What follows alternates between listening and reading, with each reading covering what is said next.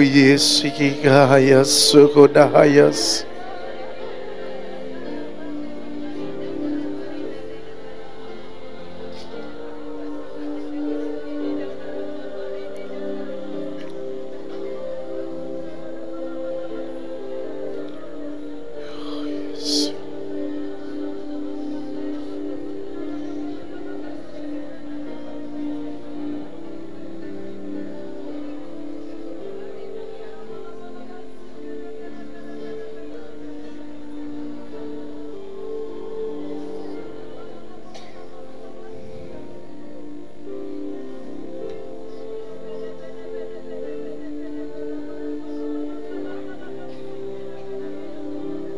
Mari teruskan.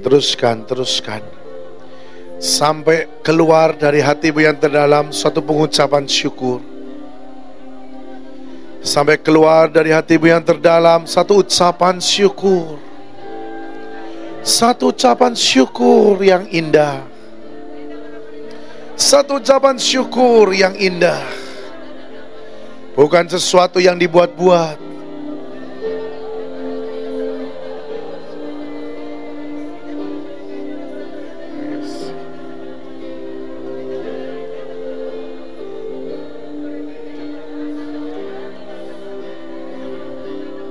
Kita renungkan setiap kebaikan Tuhan. Setiap apapun yang Dia sudah berikan dalam hidupmu.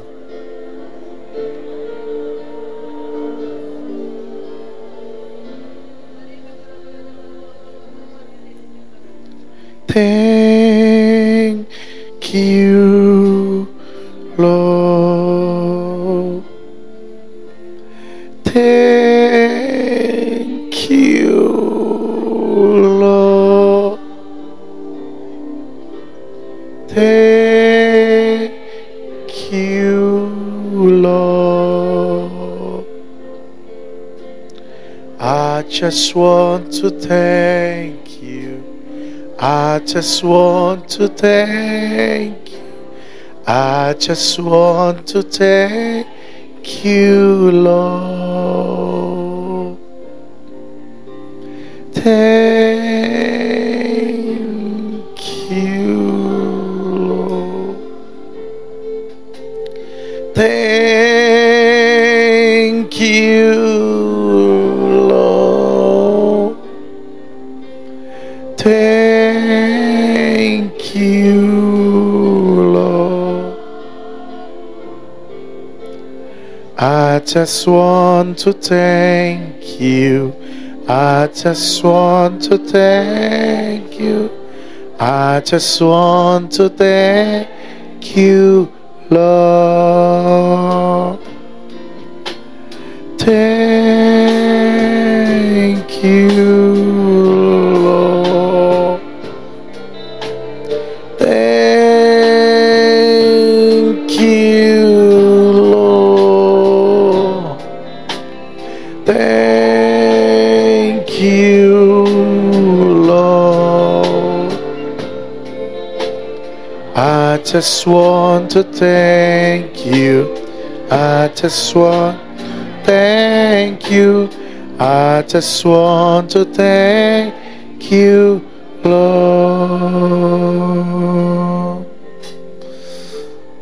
Oh yes, shikikana hayasu.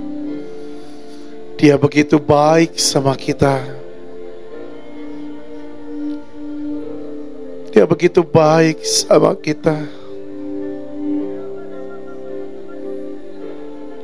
Bahkan Dia korbankan hidupnya untuk kita. Berapa banyak kita mengesalkan hati Tuhan. Kita membuat hatinya sedih kembali. Kita berapa banyak kita membuat Dia kecewa. Tapi Dia tidak pernah beranjak untuk tidak mengasihi kita. Kasih-Nya tetap melanda kita. Kasih-Nya tidak pernah berubah dalam hidup saudara dan saya.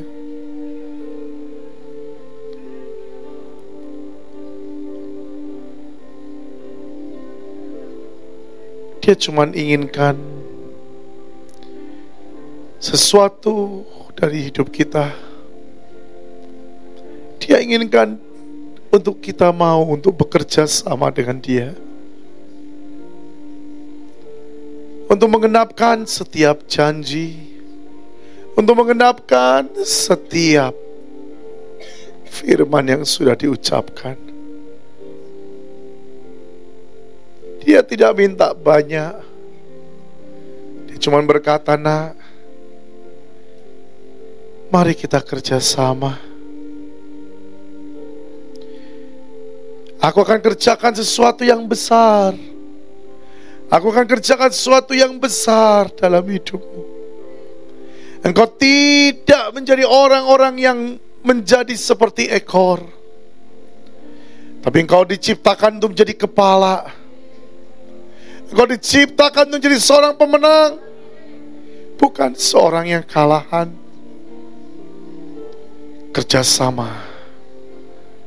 Kerjasama dengan aku, nak.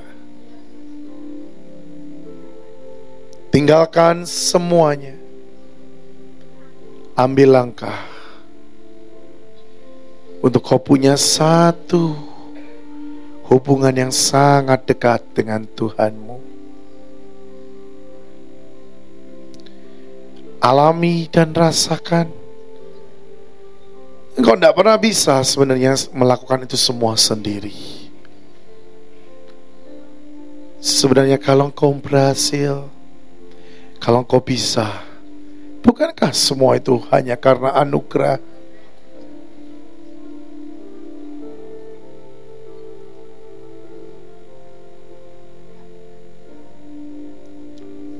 Thank you, Lord.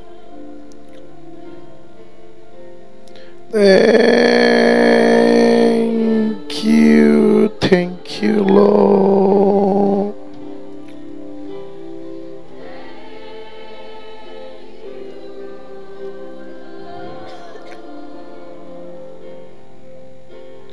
I just want to thank you.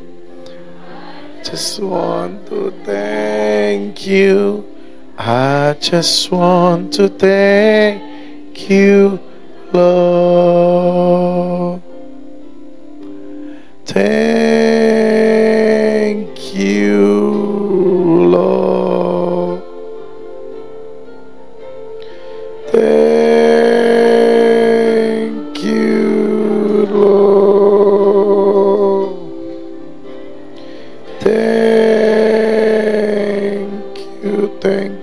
Thank you, Lord.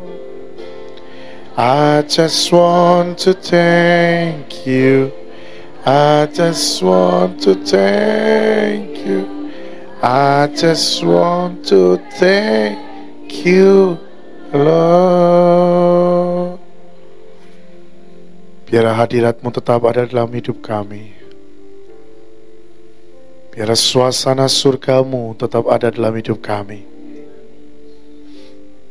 Jangan tinggalkan kami sendiri, Tuhan.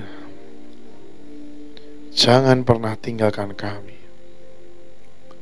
Mari Tuhan berbicara. Mari Tuhan beracara.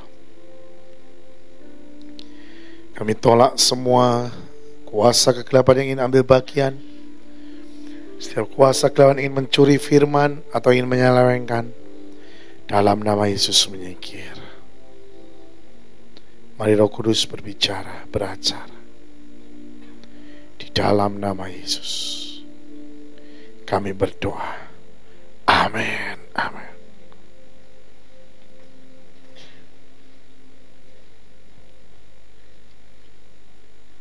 Kita tidak pernah tahu apa yang akan terjadi di depan. Kita tidak akan pernah tahu apa yang akan kita alami di depan. Tetapi kita percaya Yesus tahu apa yang akan kita alami. Yesus tahu. Makanya dikatakan bahwa pada waktu Dia mau ke surga, Dia berkata, kalau aku ke surga, aku akan utus seorang penolong yang akan menolong saudara dan saya. Buat apa sebenarnya penolong itu? Sebenarnya buat apa? Penolong itu berguna untuk memberitahu, untuk mempersiapkan sesuatu yang akan kita hadapi di depan. Tetapi seseorang yang menganggap dirinya pintar, seseorang yang menganggap dirinya sudah mampu, dia tidak butuh lagi yang namanya penolong. Karena kesombongan yang dia punya. Beberapa kali Tuhan izinkan kerugian demi kerugian itu terjadi dalam hidup saudara. Kegagalan demi kegagalan. Bukan rancangannya. Karena rancangan Tuhan itu bukan rancangan kegagalan, saudara. Firman Tuhan berkata rancangan dia adalah rancangan damai sejahtera. Rancangan keberhasilan. Tapi kenapa dalam hidup saudara seringkali terjadi justru kegagalan? Karena dari apa yang kau alami itu, sesungguhnya engkau harus sadar dan tahu, di luar Tuhan, engkau tidak bisa berbuat apa-apa. Harusnya saudara sadar. Mari saat ini kita menjadi orang-orang yang bijaksana. Tuhan ingin nyatakan sesuatu yang besar dalam hidup saudara dan saya. Rancangannya itu wow, gede dan luar biasa, saudara. Apalagi menjelang Maranatha ini terjadi. Percepatan dia berikan. Buat apa sebenarnya kereta percepatan itu ada? Karena dia tahu nggak ada yang mampu untuk menyelesaikan sampai di garis akhir. Karena waktunya sudah sangat singkat. Karena waktu yang sangat singkat ini, nggak bisa nggak. Saudara dan saya harus pakai kereta percepatan. Karena kalau tidak pakai kereta percepatan, maka saudara dan saya akan tidak pernah bisa menyelesaikan bagian dan tugas. Sedangkan orang yang tidak menyelesaikan bagian dan tugasnya, orang-orang itu akan ditinggal. Karena tetap si penuntut, yaitu setan, itu akan berkata, aku minta selesai apa yang sudah ditugaskan. Ini loh saudara. Padahal Maranatha itu cuma nanti sekali terjadi. Yesus datang di awan-awan cuman sekali. Dan kita diangkat naik. Tapi bagi orang yang tidak menyelesaikan tugasnya, orang itu tidak diangkat. Berarti harus melewati yang namanya ujian, darah yang mengalir, penderitaan, aniaya. Buat apa? Buat bayar segala sesuatu yang dia tidak selesaikan. Karena semuanya harus lunas. Semua itu harus lunas. Nggak ada yang gratisan, saudara. Dengar baik-baik. Sebenarnya kalau saudara mengerti, semuanya ini ada harga yang harus dibayar. Nggak ada yang gratisan. Banyak anak-anak Tuhan pengennya yang gratisan. Jangan salah, tetap ada harga yang harus dibayar. Maka dari itu, menjelang kedatangan Tuhan untuk kedua kalinya, Tuhan memberikan kereta percepatan untuk setiap orang yang mau. Mereka masuk dalam percepatan Tuhan. Untuk masuk dalam percepatan Tuhan bukan sesuatu yang gampang. Diperlukan yang pertama, kemauan. Bukan hanya diam dan buka tangan, terima. Nggak bisa. Ada satu yang dilangkahkan. Ada sesuatu yang dilakukan. Tuhan selalu membuka yang namanya kesempatan demi kesempatan. Tuhan selalu menyediakan sesuatu bagi saudara dan saya. Tapi saudara raih atau tidak, itu urusan saudara. Itu keputusan saudara, bukan keputusan Tuhan. Dengar ini saudara. Setan pasti akan berkata, aduh, janganlah. Atau memberikan lemes, memberikan down, memberikan males. Itu yang harus dilawan. Bagaimana cara melawannya? Karena sebenarnya kita tidak bisa untuk menang. Satu, gelora cinta itu harus ada dalam hidupmu. Gelora api cintanya Yesus itu harus ada dalam hidupmu. Kalau engkau sungguh-sungguh mengasihi dia, gelora cintanya ini, wah, berkobar-kobar. Saya katakan, apapun harga yang kau harus bayar, engkau akan bayar. Ini loh saudara. Ini yang bukan main-main, saya katakan. Orang dunia saja sedang jatuh cinta. Waduh, siap berkorban apapun bagi yang dicintainya. Ya kan?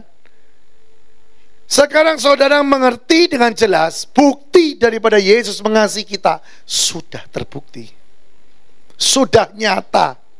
Sudah dilakukan. Berarti tinggal saudara dan saya meresponinya atau tidak. Bisa nangkep enggak? Bisa hidup enggak di situ? Dan benar-benar bisa menghidupkan gelora cintamu enggak kepada Yesus? Atau hanya sekedarnya engkau hidup saat ini? Engkau merasa, aku ya enggak mau hidup tapi ya jadi hidup kok. Sekarang aku harus lagi pakai gelora cinta. Loh, enggak mestilah. Harusnya Yesus yang memaksakan untuk supaya aku punya gelora cinta. Saya mau kasih tahu. Saudara tahu, karena kasihnya dia kasih yang namanya gelora cinta itu ada. Karena dia merindukan saudara semuanya masuk surga. Dan tidak ada satupun yang masuk neraka. Dia ingin untuk kumpul dengan saudara dan saya. Dan dia katakan, nak, mari gelora cintamu, ayo berkobar-kobar. Saya lihat saudara, dan saya sudah berkali-kali mendengar kesaksian demi kesaksian. Seseorang yang gelora cintanya berkobar-kobar. Wow saudara. Bahkan yang katakan mujizat itu menjadi gaya hidupnya dia. Kalau orang lain mungkin ya, untuk nerima atau untuk ngalami mujizat harus rasanya susah sekali. Untuk orang ini rasanya gampang. Kenapa? Ada sesuatu yang berbeda dengan yang lain. Bahkan dia berkata, oh Tuhan, aku tahu aku tidak bisa hidup di luar Engkau. Aku pengen dekat terus dengan Engkau. Aku mau dekat terus dengan Engkau. Ada yang satu hal, aduh rasanya pengen kumpul sama Tuhan ini loh. Sudah tidak tahan lagi. Ada waktu langsung ngobrol sama Tuhan. Ada waktu selalu bersekutu sama Tuhan. Kan orang bersekutu tidak mesti saudara harus masuk kamar dulu tenang, enggak. Ayo ajak bicara Roh Kudus. Kenapa sampai dikatakan dia roh penolong? Yang kedua, dia akan menuntun dan menolong saudara untuk mengarahkan bertemu dengan raja di atas segala raja. Tapi diperlukan kerendahan hati pribadi itu. Diperlukan orang ini sadar dan merendahkan hati dan berkata, aku tidak bisa kalau tanpa Engkau yang menuntun aku. Makin kau berkata, seperti itu, dan makin engkau benar-benar mengerti, dan makin engkau sungguh-sungguh mendalam, makin besar engkau akan lihat Yesus seperti apa. Yesus itu pribadi kayak apa. Yesus itu sayangnya dengan kau seperti apa. Wow. Benar saudara. Saya rindukan ini untuk saudara mengerti. Ini tidak main-main. Karena sungguh waktunya sudah sangat singkat. Tidak gandeng-gandengan loh saudara. Firman Tuhan jelas berkata, ada orang yang tidur bersama, yang satu diangkat, yang satu enggak. Ini bicara tentang suami istri. Suami istri itu pribadi demi pribadi yang sudah disatukan sama Tuhan. Betul? Bahkan dikatakan pada waktu pemberkatan nikah, engkau dua, tetapi bukan dua lagi, tapi engkau menjadi satu. Yang namanya yang sudah disatukan saja untuk acara keselamatan itu tidak gandeng-gandengan. Firman ngomong, satu ditinggal, satu diangkat. Apalagi urusan anak dengan ibu, urusan anak dengan ayah. Oh, jangan main-main. Harus sendiri demi sendiri. Harus punya semangat. Dan bukan hanya sedikit kecewa, sedikit kecewa. Loh. Mentalnya kok seperti itu? Banyak anak Tuhan yang begitu loh, jujur. Kalau memang tidak ada tantangan, oke semua. Wah, oke lah. Tapi mulai tantangan datang, ada gesekan, mundur. Loh, firmannya bilang, justru kalau ada yang seperti itu menandakan engkau sudah di tempat yang benar. Kenapa? Setan pengen engkau keluar dari situ. Setan pengen engkau loncat dan pergi. Yaitu dia cari jalan, cari acara, gesekan, merasa kecewa, merasa tidak dihormati, ada masalah. Saya mau katakan, justru kalau ada yang seperti itu justru sudah pasti tempatmu benar. Sekarang tinggal engkau menangkan.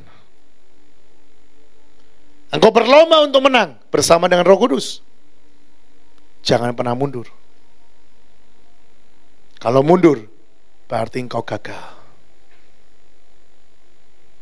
Ini loh saudara. Kita perlu yang namanya ada gesekan. Oh ya, perlulah. Karena kalau kita tidak ada gesekan, kadang-kadang kita tidak bisa ngerti standar kita sebenarnya seperti apa. Kalau nggak ada tantangan, seringkali juga kita nggak ngerti sebenarnya kita ikut Yesusnya itu sudah sampai sebatas apa. Apakah Yesus kau jual hanya karena gengsi? Yesus kau jual hanya karena usaha? Yesus kau jual hanya karena tender? Atau kau tetap berkata, apapun yang terjadi aku tetap pilih Yesus? Ini loh saudara. Ada banyak anak-anak muda, gara-gara cinta mereka jual Tuhannya. Saya berpikir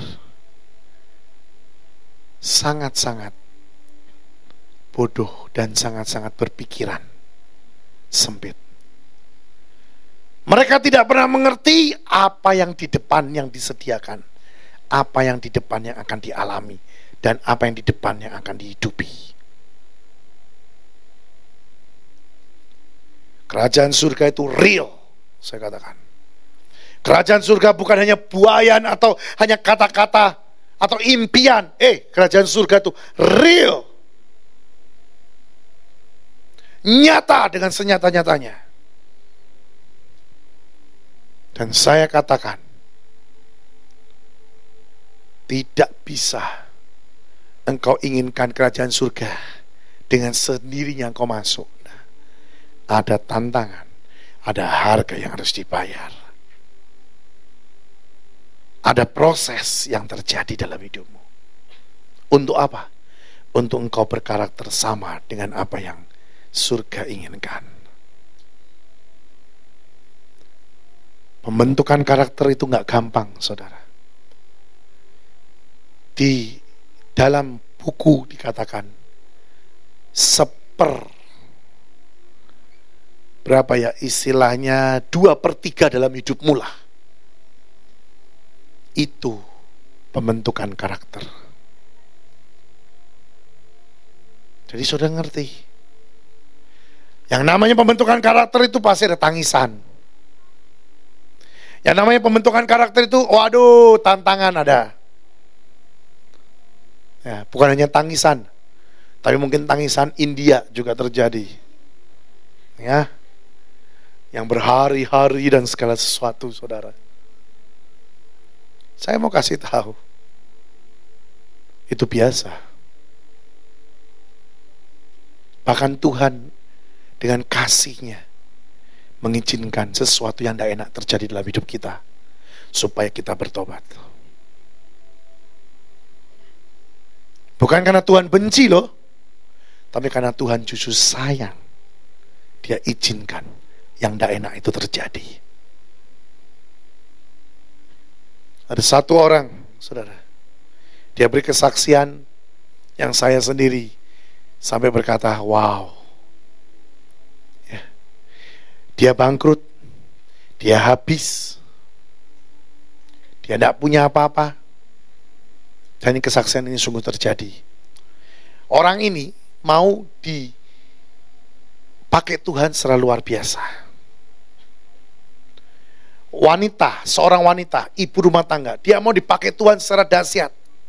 Tapi setiap kali ditawari, dia selalu tolak. Dia selalu tolak. Dia tolak, dan dia tolak. Tawaran ini berkali-kali terjadi, dia tolak. Sampai terjadilah gempa di Padang. Sudah tahu? Pada waktu gempa di Padang, dia ada di dalam gempa itu. Dia ada di dalam rumah. Dia kumpul suami dan anaknya dekat dengan dia. Dan apa yang terjadi, saudara? Dengan mata kepala sendiri, dia lihat tembok, tidak tahu apa, Tuhan. Pokoknya seperti palang itu jatuh, menimpa yang namanya anaknya. Di depan matanya mati anaknya. Pada waktu itu dia masih bergulat lah, istilahnya untuk dia sendiri hidup. Apa yang terjadi? Seketika itu juga jatuh lagi yang kedua. Hampir menimpa dia, tetapi suaminya menyelamatkan. Akhirnya kena suaminya, mati juga. Dan singkat cerita, dia juga lumpuh. Semua yang dia punya, hari itu Tuhan habiskan. Saya mau kasih tahu, kekayaan dia itu banyak, pabrik dia di mana-mana, habis ludes seperti Ayub. Bahkan sampai suami dan anaknya pun habis. Dia pergi ke seorang hamba Tuhan. Dengan dia berkata, aku tidak punya apa-apa, tapi aku tahu ini karena aku menolak apa yang Tuhan inginkan. Aku tidak sakit hati dengan Tuhan, karena kalau aku tidak mengalami seperti ini, aku tidak mau berubah. Saya mau katakan, apa saudara semua menunggu sampai seperti itu? Bukan Tuhan benci, bukan Tuhan marah, tapi karena dia tahu rencananya dia tidak ada yang harus gagal, harus terjadi. Dia punya cara yang banyak, saudara. Dia punya cara yang banyak. Saya pikir jangan ngambil dalam sudut yang lain. Waduh Pak, kok ngeri gitu ya Pak ikut Tuhan? Oh bukan. Loh saya tahu anaknya dan suaminya sekarang ada di surga. Enak. Tapi ibu itu harus membayar harganya. Sekarang dia cacat. Saya tidak tahu kaki atau tangannya gitulah. Pokoknya dia cacat. Dan dia tahu dia harus menunaikan visi dan misi Tuhan dalam hidupnya. Hati-hati loh saudara. Bukan karena Tuhan benci, tapi karena Tuhan inginkan orang ini tetap dapat sesuatu dalam kerajaan surga. Ini loh saudara. Makanya saya katakan, ini waktunya untuk tidak main-main. Kalau saudara hanya mementingkan perkara dunia, duit, saya katakan tahu. Nanti kalau pengangkatan duitmu juga nggak kau bawa. Berlian-berlianmu juga nggak kau bawa. Loh, iya saudara. Terus kau bilang, ya Pak lumayan lah Pak. Lalu lumayannya buat apa? Nah kalau kau bilang, ya buat anak, berarti kau punya pikiran anakmu ditinggal dong.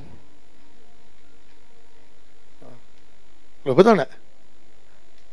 Tapi kalau saudara punya satu tujuan, saudara berkata, Tuhan, aku mau keluargaku satu keluarga, semuanya naik. Belum terlambat loh. Yesus segalanya. Yesus nomor satu.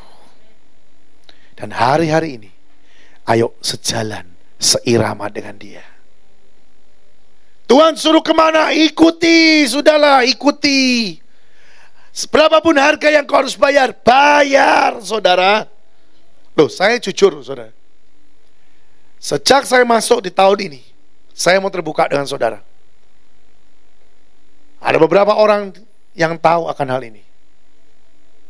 Saya sudah nak kembali dan saya berkata pada Tuhan, benar Tuhan, aku tidak hitung-hitungan sama Engkau. Karena makin saya berkata, semua yang saya punya, itu punyamu. Betul, saudara. Saya mengadakan perjalanan dan segala sesuatu. Keliling Indonesia istilahnya. Kadang-kadang keluar negeri. Itu ratusan juta saya buang. Kalau secara pandangan, dalam tanda kutip saya buang, saudara. Tapi saya percaya, itu bukan saya buang, tapi itu saya investkan di dalam kerajaan surga.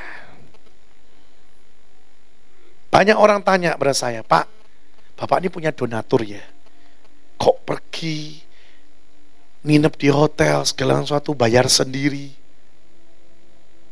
Saya pergi ke satu tempat, saudara, dan Tuhan suruh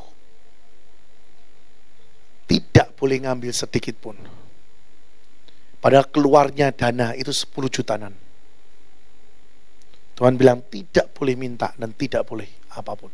Saya ke sana, saya lepaskan berkat. Ternyata tuh invest. Saya baru sadar. Seringkali kita tuh invest dalam kerajaan surga, kita tuh gak sadar kalau lagi invest. Kita pikir ya memang sudah keluar ya gak apa-apalah, semua uangnya punya Tuhan. Tapi ternyata Tuhan tidak pernah berhutang. Dia pasti bayar, bahkan berlipat kali ganda. Ini loh saudara. Makanya saya katakan, jangan pernah hitung-hitungan baik Tuhan. Hari-hari ini ya, kalau mungkin saudara bilang, ya Pak, saya tahu, saya nggak bisa pergi karena saya punya keluarga, saya punya usaha. Invest. Ikut apa? Belajar nabur. Pada waktu hamba Tuhan berangkat, pada waktu siapapun pelayan Tuhan berangkat, engkau ikut menyupport. Sudah tahu, itu invest untuk kerajaan surga. Hamba Tuhan itu menangkan jiwa, saudara ikutan. Jangan salah. Saudara juga ditulis di surga. Karena apa? Engkau sudah invest. Ini macam-macam caranya saudara. Kalau saudara nggak punya uang, Tuhan taruh dalam hatimu doa. Doa itu juga invest. Tapi jangan begini, punya uang ngambil doa saja. Itu nggak invest. Bisa ngerti maksudnya? Hah? Punya duit, tapi untuk keluarnya susah sekali. Dan ini ada jalan doa. Aku ngambil doa saja. Ya Tuhan tahu hatimu ya. Tuhan tahu hatimu, tidak pernah Tuhan tuh bisa ditipu. Kalau motivasinya seperti itu, Tuhan bilang ketawa dia. Dunia boleh kau tipu, tapi aku gak bisa ditipu. Semuanya itu sia-sia. Mungkin doanya juga cuman sampai internet. Ini loh. Ya internet balik lagi saudara.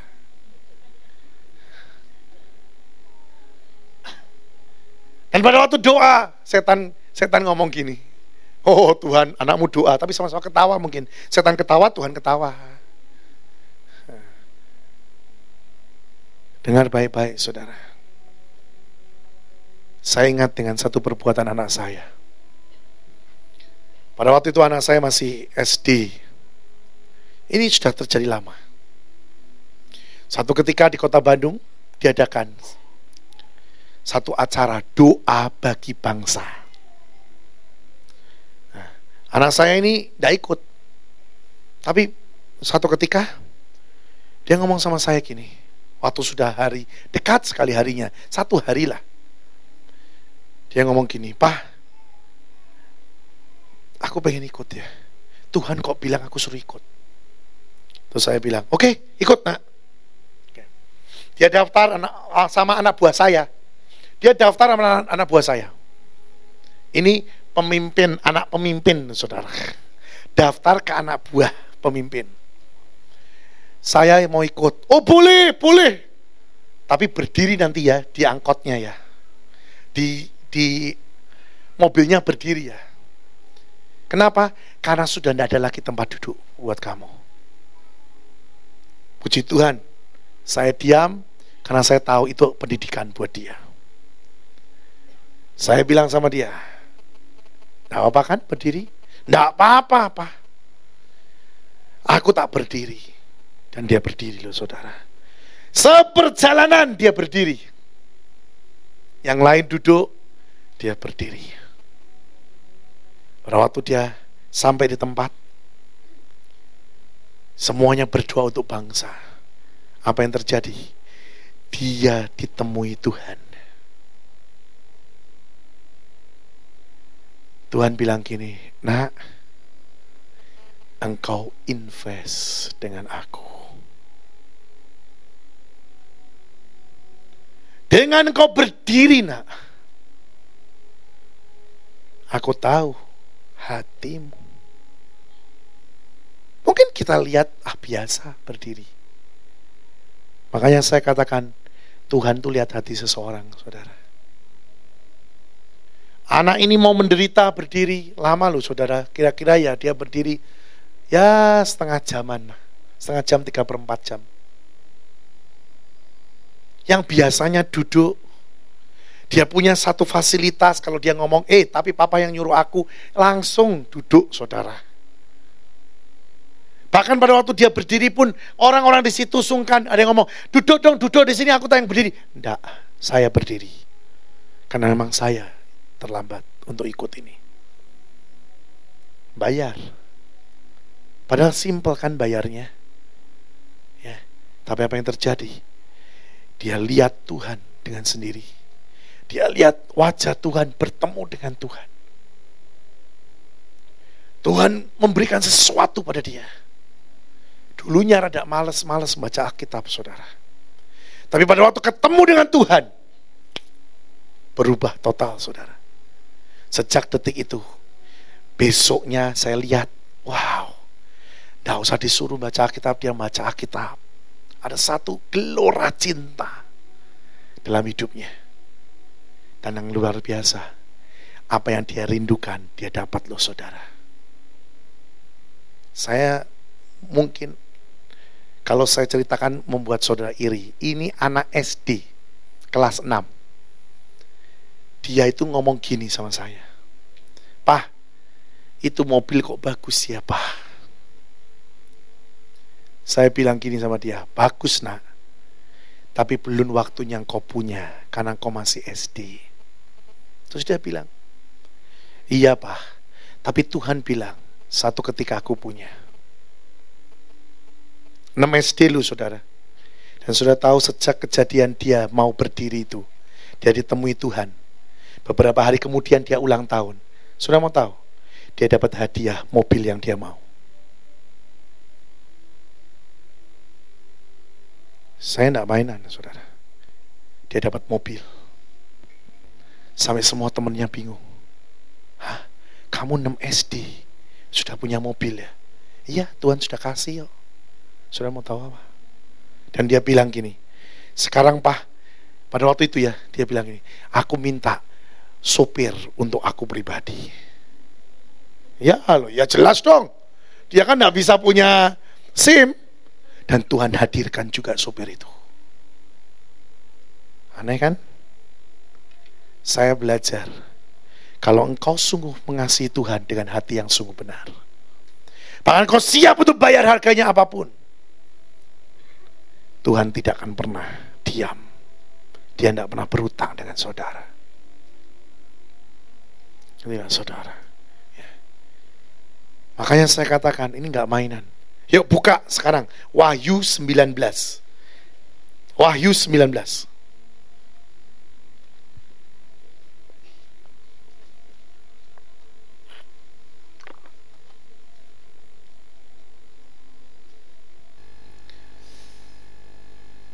Jangan bilang ya saudara, "Oh Pak, kok Tuhan kok begitu?" Ya saya juga gak tahu. Makanya pelajaran ayah saya selalu berkata, ada waktunya sakdet saknyet. Nah ini loh saudara, sakdet saknyet itu seketika. Kita tidak pernah memikirkan apa, kita tidak pernah mengandai-andai apa. Tahu-tahu Tuhan pas lihat, kita pas dep, menyelesaikan bagiannya. Langsung Tuhan berkati apapun yang kita mau, Dia kasih. Ya. Tapi kalau pas Tuhan lihat, pas saudara komplain be Tuhan, itu yang parah saudara. Ya, parah itu saudara. Kenapa? Langsung berurusan juga dengan Dia. Ya kan? Nah, makanya hati-hati, Roh Kudus punya akan memberitahu. Lihat di dalam ayat yang ke-8. Oke, jangan 8. Ayat yang ke-6 langsung supaya saudara ngerti ceritanya. Lalu aku mendengar seperti suara himpunan besar orang banyak, seperti desau air bah dan seperti deru guru yang hebat. Katanya, "Haleluya, karena Tuhan Allah kita yang maha kuasa telah menjadi Raja. Marilah kita bersukacita dan bersorak-sorai dan memuliakan Dia, karena hari perkawinan anak domba telah tiba, dan pengantinnya telah siap sedia. Dan kepadanya dikaruniakan supaya memakai apa saudara? Kain lenan halus yang berkilau-kilauan dan yang putih bersih." Lenan halus itu adalah perbuatan-perbuatan yang benar dari orang-orang kudus. Jadi apa yang kau lakukan, perbuatan-perbuatanmu ini, ini seperti sedang engkau merajut satu buah gaun, satu buah pakaian dari lenan halus. Jangan sampai perbuatanmu cuma sedikit, lenan halusnya cuma segini. Loh, betul kan saudara? Tidak selesai kok. Bingung kan? Bagaimana saudara menutupi bagianmu, badanmu, kalau kau dapatnya, loh lenanku kok cuma separuh.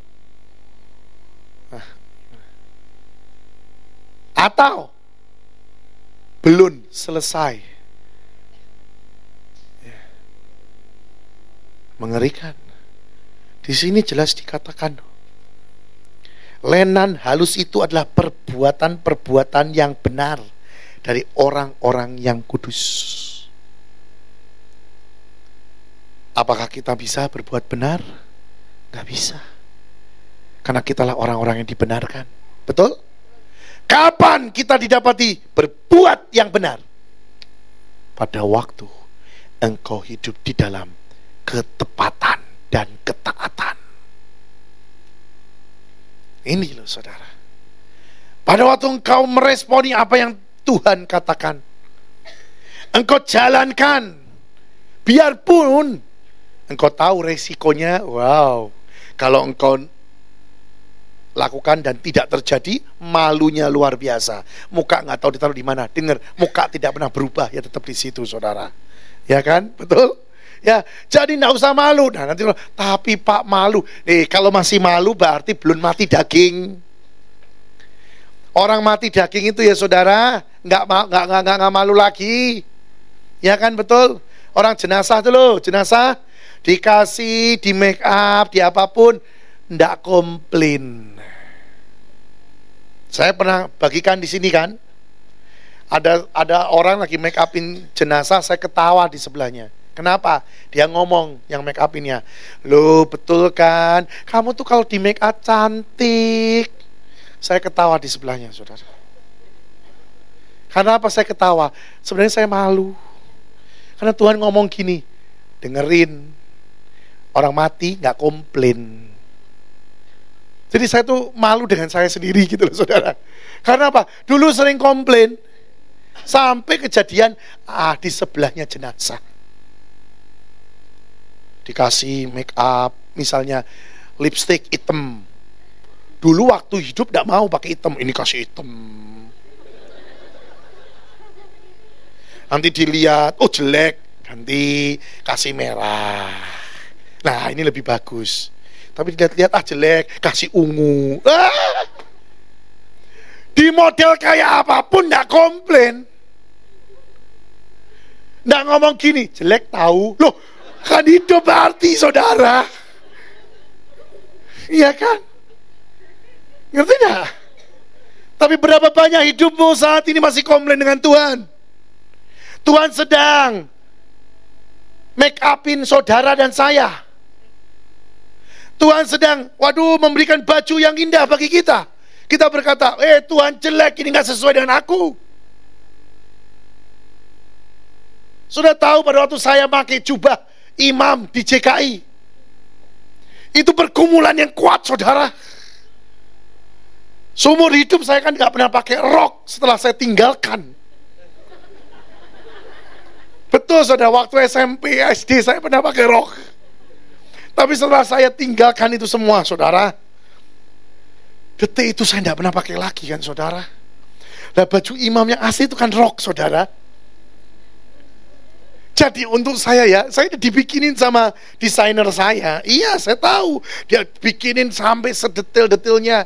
Dia bikinin pada waktu datang ke tempat saya, ke kantor saya. Dia ngomong, ini loh Pak bajunya. Saya bilang, aduh Tuhan, haleluya. Ini rok Tuhan. Ya loh saudara. Dan pada waktu itu Tuhan bilang gini sama saya, nah, tapi itu pakaiannya. Saya bilang, ya aku tahu Tuhan. Dan aku berkata, tidak masalah, cuman aku batin sendiri. Tapi tetap tak pakai Tuhan. Oh saudara. Dan pada waktu di Bekasi kemarin acara 1200, itu lebih lagi bajunya. Karena apa? Dibuatnya percis. Percisnya sampai bukan percis, benar-benar jublek saudara. Sampai ada bunyi klining-klining. Jadi kalau saya mati tahu bahwa sudah ada bunyi lagi. Loh iya, imam itu begitu pakainya. Kenapa kalau dia pakai klining-kliningan? Karena kalau dia masuk ke tempat yang maha kudus, itu ditunggu. Dalam beberapa waktu dia tidak bunyi, tidak ada bunyi-bunyian, dia selalu membawa tali. Kalau dia tidak bunyi, tarik, dia pasti sudah mati. Jangan main-main dengan yang namanya ruang Maha Kudus. Engkau salah sedikit, game. Ya, karena itu urusan dengan Bapa, bukan dengan Yesus. Ya. Nah, kemarin pada waktu di Bekasi, saya dibuat percis, saudara. Waduh, sudah tidak berubah, sudah tidak ada bedanya lah, percis jublek. Jadi pada waktu saya lihat, ya, ini lebih luar biasa lagi. Yang kedua, sudah tahu Bekasi kan panas. Baju imam yang asli itu 3 rangkep, saudara. Belum saya pakai lagi asli, yaitu celana panjang putih. Kalau zaman dulu mungkin tidak pakai, saudara. Saya pakai lagi, berarti rangkep 4. Itu panasnya luar biasa. Sudah gitu, dari sana saya nanya Ibu Iin, Cik, nanti acara selesai aku ganti baju yo. Cici bilang gini, enggak, makan dulu. Mateng, aku bilang. Saya bilang, orang-orang Surabaya langsung pulang, saudara. Nggak tahu ceritanya di tempat pesta makanan. Saya bilang, Cik, kamu pakai gitu, aku Cik. Dia bilang gini, nggak bisa Dan. Zaman dulu para imam itu makan bersama dengan pakai baju itu. Jadi yang lain itu pakai baju enak, ini pesta cleaning gitu, saudara. Dan ternyata pakai baju itu luar biasa loh untuk makannya. Benar, saudara. Karena apa? Pada waktu makannya tidak tahu, zaman dulu makannya model gimana saya tidak tahu. Zaman sekarang kan makannya duduk di kursi, ya kan? Ternyata kalau itu duduk ngepel, saudara. Iya, karena kalau duduk semuanya kena ke lantai. Dan saya bilang, susah yo. Mau tambah susah, berdirinya harus hati-hati. Duduknya juga harus hati-hati. Kenapa? Takut sobek, karena itu kan lenan. Itu sungguh-sungguh sutra. Dibuatkan yang percis di dalam firman. Tidak ada potongan dan tidak ada sobekan. Asli, saudara. Makanya saya bilang, oh ternyata susah gini ya. Dan Tuhan bilang, lah ya enggak apa-apa nak. Itulah, mungkin cuman sekedar seperti itu. Tapi itu kalau kita nikmati dengan hati yang sukacita, itu poin loh di hadapan Tuhan. Satu kali, satu hari, saudara mungkin bertanya, Tuhan pakai baju apa hari ini? Tuhan bilang, pakai ini. Enggaklah Tuhan, jangan. Aku pakai yang ini aja. Berarti engkau sudah dicoret di dalam poinmu. Jangan main-main, saudara. Orang kepleset itu dengan batu kecil, bukan dengan batu besar. Kalau sampai kepleset dengan batu besar, itu kelewatan. Itu harus pakai kacamata, saudara. Betul enggak? Tapi kalau orang yang belajar pakai batu kecil, orang semua bilang, ya biasa. Betul enggak? Tapi akibatnya keseleo. Itu enggak biasa. Hati-hati loh, saudara. Saya mau katakan, ini berkenaan dengan harga diri saudara. Pengikutan dengan Tuhan Yesus ada sangkut pautnya juga. Berapa sebenarnya harga diri saudara? Bisa enggak mati daging? Makin engkau mati daging, makin engkau tidak ada istilahnya untuk yang dibanggakan, makin engkau akan lihat Tuhan makin besar dalam hidupmu dan makin nyata dalam hidupmu. Dan yang lebih luar biasa, Tuhan akan percayakan makin besar dalam hidupmu. Ini yang luar biasa. Kalau Tuhan sudah percayakan, tidak ada yang bisa ambil. Saya mau cerita, saudara mau percaya terserah, nggak percaya nggak apa-apa. Saya punya anak yang kedua. Saudara boleh percaya, nggak boleh, nggak percaya itu terserah saudara. Tapi anak-anak kami semua tahu, yang kenal dia. Anak ini umur 11 tahun, Tetapi anak ini adalah anak yang spesial. Saudara mau tahu apa spesialnya? Karena anak ini adalah ketua daripada grup rebana kami. Dan levelnya, tingkatnya, pangkatnya di pusat. Tidak ada yang nyamai dia kecuali saya. Benar, saudara. Baru umur 11, tapi jangan main-main. Pada waktu kami arah-arahan di kota Bandung, ya, dia memang anak yang masih menunggu pada kesempurnaan yang total. Secara teori dikatakan anak yang seperti itu enggak ada yang kuat jalan lama. Paling jalan sebentar sudah dia enggak kuat, dia harus duduk. Sudah tahu? Dia dari permulaan arah-arahan, sebelum jalan dia sudah ada di situ.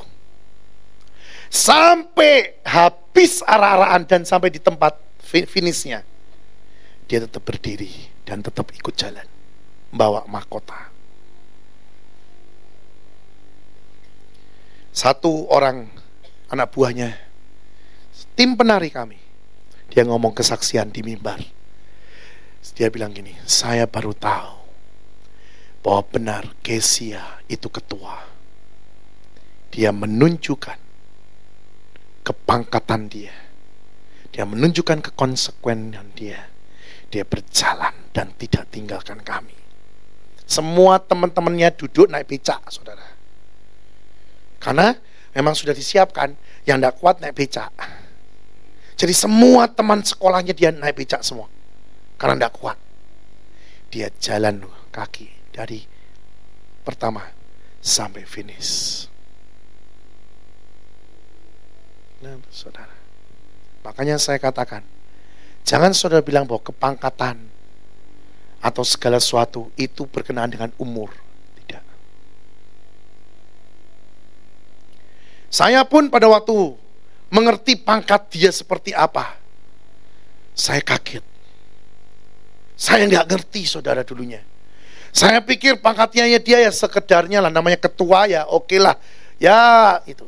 Nggak taunya pangkatnya tinggi sekali. Saya sampai kaget, saudara. Dan Tuhan bilang, karena aku suka dengan orang yang taat dan lakukan apapun yang aku mau, tanpa banyak berpikir. Dan memang betul. Sampai Ibu Nani itu ngomong gini, kalau aku khotbah di pusat, ada anak itu, aku tenang kok. Aku cuma tunggu. Kalau dia sudah mulai menari, saya tahu Tuhan sudah datang. Iya loh, saudara. Dan anak ini gak pernah bisa diprogram, karena dia diprogram sendiri sama Tuhan. Satu kali dalam acara kami, saya tidak pernah memikirkan akan ada terjadi sesuatu yang luar biasa. Tidak taunya, saudara, ya, dalam satu acara, tidak taunya karpet merah digelar. Pada waktu karpet merah digelar, saya bilang, aduh Tuhan, terus gimana nih? Apa yang terjadi? Tuhan ngomong gini dengan saya, jelas, jangan pernah ada satu orang pun yang berjalan di karpet ini hari ini kalau belum Kesia buka dengan dia berjalan dan membawa bokor. Saya sebagai orang tua, saya diam. Saya cuma ngasih tanda kepada istri saya, tidak ada yang jalan. Saya bilang, istri saya langsung tahu. Ternyata istri saya juga dengar kata-kata itu. Jadi saya diam. Saya tidak nyuruh dia untuk bawa bokor. Saya diam aja. Saya nyanyi nyembah. Dia itu nyanyi dengan saya di sebelah ini. Dia ikutan nyanyi di sebelah, saudara. Suatu ketika dia bisa turun, saudara. Dia turun, dia ambil itu. Kok bokor, mahkota. Turun, Dia ambil mahkota dan dia jalan dari ujung sampai ujung sini.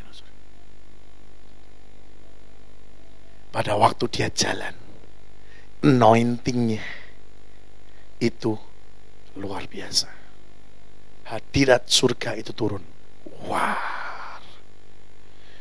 Setelah dia jalan, penari ikut di belakangnya. Sesudah itu penari di samping, buat seperti kayak pagar. Sudah tahu apa yang terjadi? Satu persatu didoain sama dia, dinubuatkan sama dia. Wah, luar biasa saudara. Saya bergidik kalau cerita itu. Ada yang ngandung saudara, dia nubuatkan, dia pegang itu kandungannya, dan dia bilang, David namanya. Yang ngandung ini tidak percaya, sampai tanya lagi, siapa Kes? David. Oke. Pergi ke dokter dia, USG, laki. Saudara, mau tahu apa saudara? Ada seorang yang biasanya sakit kalau sedang dapat datang bulan, ditumpang tangan, dah, sejak detik itu tidak sakit lagi. Saya mengasih tahu, ngeri saudara, ini akhir zaman. Ya, jadi kita berlomba saat ini. Jangan sok-sokan ikut Tuhan. Sudah tidak ada waktunya lagi sok-sokan. Engkau punya teori sampai titelnya MBA segala macam, nggak tahu lah. Belum tentu nanti di surga tingkatnya tinggi juga. Tapi yang diperlukan adalah pelaku firman. Yang diperlukan engkau bisa tangkap setiap kesempatan. Engkau tangkap, lakukan dalam ketaatan dan ketepatan. Benar saudara. Saya kan sudah kesaksian di tempat ini. Pada waktu Maurice Lolo, ada penari-penari dari Lampung, nggak bisa narinya, pusing sudah pusing, nggak ada yang nyuruh anak ini kembali. Jadi gini saudara, saya mau ceritakan aslinya itu begini. Penari Lampung itu dapat satu tempat pada waktu KKR-nya Maurice. Mereka kumpul di situ, mereka doa. Saya nggak tahu kenapa mereka doa, ternyata mereka stres. Karena apa? Mereka nggak bisa narinya. Ya, mereka stres di situ. Mereka kumpul, cuman Tuhan tolong narinya gimana, ndak bisa gitu. Anak ini saudara datang ke tempat itu, lihat, dia minta minyak, satu persatu diurapi minyak sama dia. Sudah gitu dia pergi. Setengah jam lagi dia balik lagi, diurapi lagi 2 kali. Sudah tahu pada waktu tampil, semuanya bersaksi. Tangan goyang sendiri, kaki goyang sendiri. Ya. Sampai mereka bilang, aneh ya, kami diurapi Casey, Tuhan pakai dia, kaki goyang sendiri, tangan goyang sendiri, sesuai dengan apa yang diajarkan. Otak kami mikir bingung, kok bisa gini ya modelnya. Saya mau tahu, ini ya dikatakan penggenapan kitab Yoel. Ini loh saudara. Saudara yang sudah besar-besar, tidak bangkit, tidak mulai sungguh-sungguh mengejar, maaf, ketinggalan be anak-anak kecil. Ya saudara ya. Ayo kita berlomba sampai sungguh-sungguh kita punya dan diberi lenan halus ini terjadi dalam hidup kita. Lakukan perbuatan-perbuatan benar, yaitu perbuatan yang tepat pada waktunya dan seirama dengan hati Yesus. Biarpun itu nonsen, ndak masuk di akal, lakukan kalau Tuhan yang suruh. Terjadi sesuatu yang luar biasa. Karena ketaatan itu mendatangkan mujizat terjadi. Nggak usah takut saudara. Nggak usah takut. Saudara mau usaha kayak apapun, kalau Tuhan yang sudah suruh, Tuhan akan bisa boom, dan kau akan lihat penuh dengan urapan dan penuh dengan sesuatu yang luar biasa. Ya, ini waktunya. Ini waktunya. Lawatan untuk Indonesia akan terjadi dengan cepat. Dan bukan hanya tempat ini, tapi seluruh Indonesia. Karena Tuhan minta 70% itu harus terjadi untuk Tuhan Yesus. Makanya saudara, ayo sama-sama bergandengan tangan. Ayo, engkau punya kenalan, engkau punya siapapun di sebelahmu ataupun di dekat rumahmu, tetanggamu, kau di pasar, saksikan Yesus. Biarkan mereka menerima Yesus sebagai juru selamat. Nanti engkau akan lihat upahmu besar di surga. Percaya, tidak usah takut. Minta hikmat sama Tuhan. Roh Kudus akan mimpin saudara dan saya. Roh Kudus yang akan membuat kita keluar sebagai pemenang. Jangan sombong. Ingat, orang sombong hancur. Rendah hati dan minta Tuhan bereskan semuanya. Amin. Yuk kita berdoa.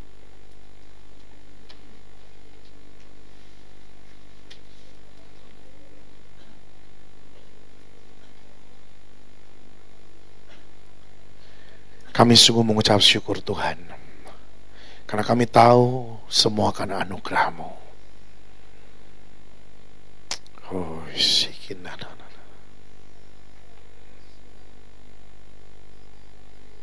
mari semua renungkan firman Tuhan. Biar firman yang sudah kau dengar itu masuk dalam hidupmu, bertumbuh mulai, berakar dan berbuah. Jangan pernah tinggalkan dia. Jangan pernah jual dia.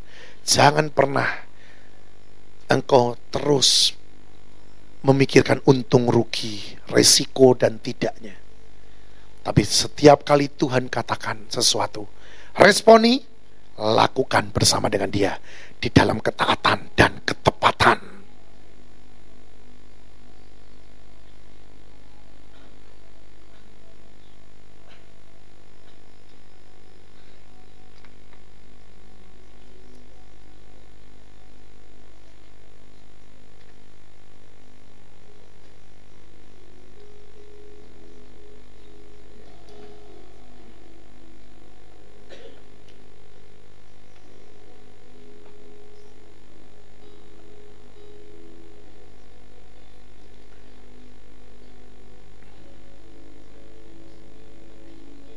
Jesus, I love you, Lord.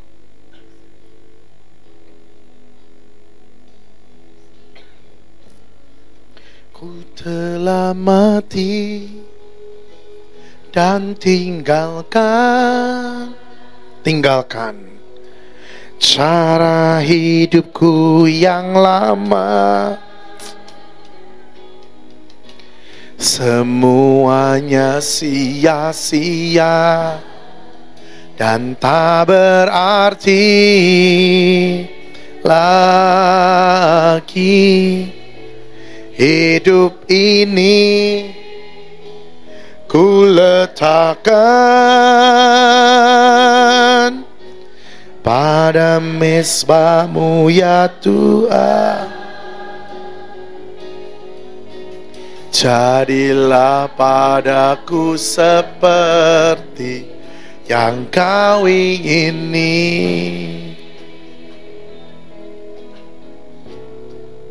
Ku telah mati dan tinggalkan cara hidupku yang lama. Semuanya sia-sia dan tak berarti lagi.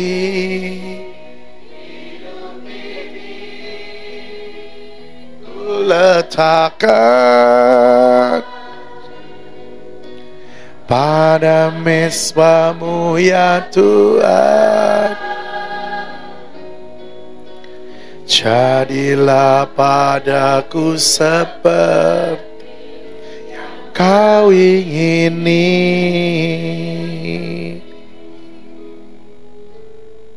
Apakah benar yang kau nyanyikan itu? Apakah benar kau letakkan hidupmu di mezbah Tuhan?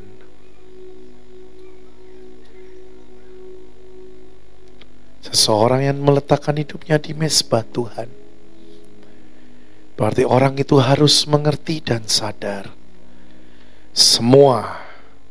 semua yang ada dalam hidupmu itu miliknya Tuhan. Semua, bukan sebagian. Semua, keuanganmu, hartamu, keluargamu, punyanya Tuhan. Bahkan tubuhmu punya Tuhan. Jangan pernah mempersembahkan sebagian, karena Tuhan inginkan seluruhnya. Seluruhnya.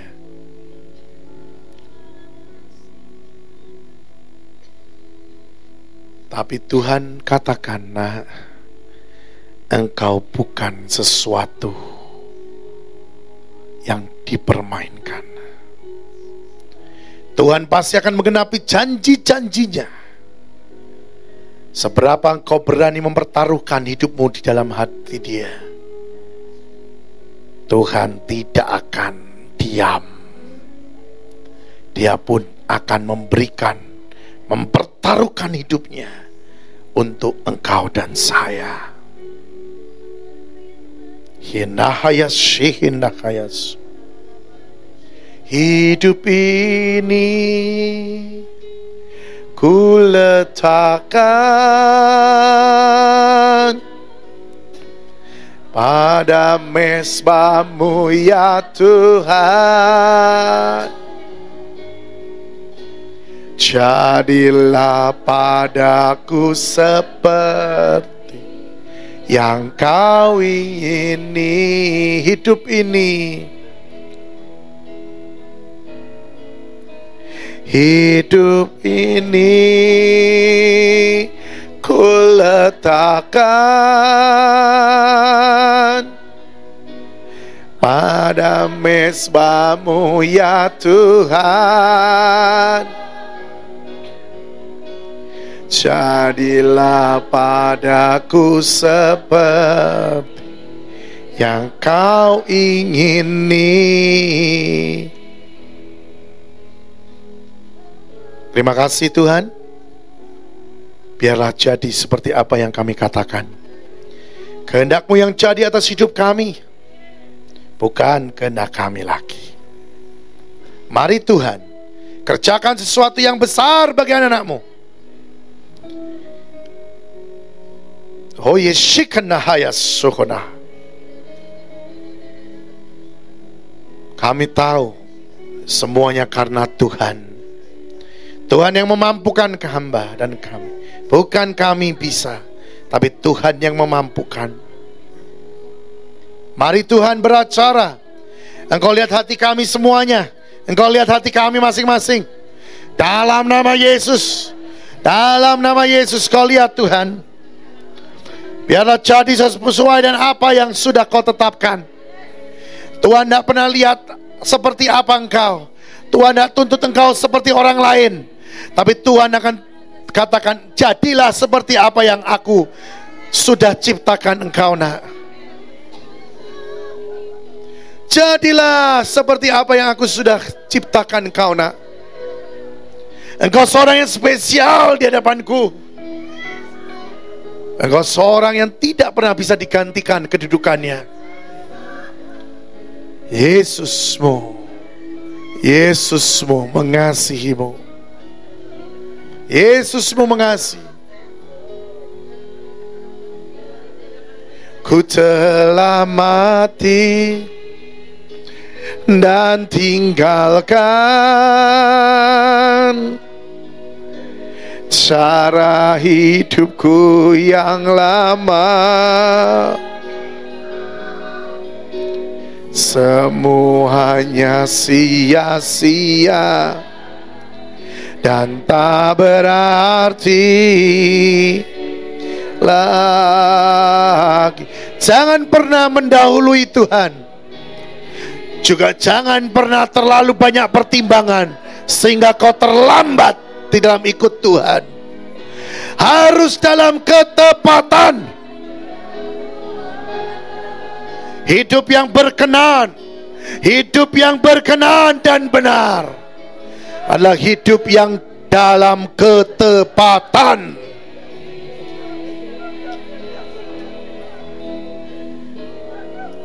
Ku telah mati dan tinggalkan. Roh Kudus akan menuntun saudara dan saya, karena tanpa Roh Kudus kita tidak akan pernah bisa. Bersama dengan Roh Kudus, dialah yang tahu waktu yang tepat. Dia yang tahu apa yang harus dilakukan dengan ketepatan. Roh Kuduslah yang memimpin saudara dan saya. Hidup ini ku letakkan pada mezbah-Mu ya Tuhan. Jadilah seperti diri. Terima kasih Tuhan, terima kasih Bapa. Terima kasih atas firman-Mu Tuhan. Terima kasih Tuhan, kami tahu kalau Engkau sudah katakan ini berarti kami dianggap harusnya mampu, dan kami akan keluar sebagai pemenang. Hamba berdoa untuk setiap pribadi yang mendengar, di dalam nama Yesus, mampukan kami hidup dalam ketepatan-Mu. Mampukan kami hidup tidak lagi banyak pertimbangan, tidak lagi penuh dengan kesombongan, tidak lagi harga diri kami tinggi, tapi biarlah kami mengikuti apa yang Kau mau. Kami belajar nurut, kami belajar taat, dan kami belajar hidup di dalam ketepatan. Terima kasih Bapa. Meteraikan semuanya ini, meteraikan semuanya ini dengan darah-Mu. Sebentar kami akan memberi Tuhan. Kami tidak mau seperti biasa-biasa, rutinitas kami tidak mau. Mari Roh Kudus Kau bicara di hati kami masing-masing. Kalau kami tidak bawa uangnya, kami akan transfer. Kami mau belajar untuk taat. Kami mau belajar untuk taat. Kami mau belajar untuk taat. Kami mau belajar untuk invest. Kami mau belajar Tuhan untuk ikut di dalam invest surga, karena ini diperlukan hari-hari ini. Tuhan, hamba berdoa juga, hamba serahkan semua kehidupan kami ke dalam tangan-Mu. Tidak ada yang dipotong kehidupannya, semuanya masuk dalam kerajaan surga. Tidak ada yang terhilang jiwanya, tidak ada yang terpotong hidupnya. Semua sampai di waktu yang sudah Tuhan Yesus tetapkan. Tidak ada pemotongan jalan kehidupan. Dalam nama Yesus, hidup kami dalam tangan Tuhan. Semuanya, keluarga kami juga Tuhan, semua anak Auce Tuhan, dan keluarganya ada dalam tangan-Mu. Terima kasih Tuhan. Kami mau tanggalkan semua kedagingan kami. Kami mau tanggalkan mata duitan kami. Kami mau tanggalkan semua yang tidak benar dalam hidup kami. Kami kebaskan dalam nama Yesus. Dalam nama Yesus, lolos dalam hidup kami, lepas. Dan kami dibaharui oleh Engkau. Kami bukan lagi orang-orang yang seperti dunia, tapi kami hidup karena anugerah-Mu. Terima kasih Tuhan. Semua untuk Engkau, di dalam nama Yesus. Amin.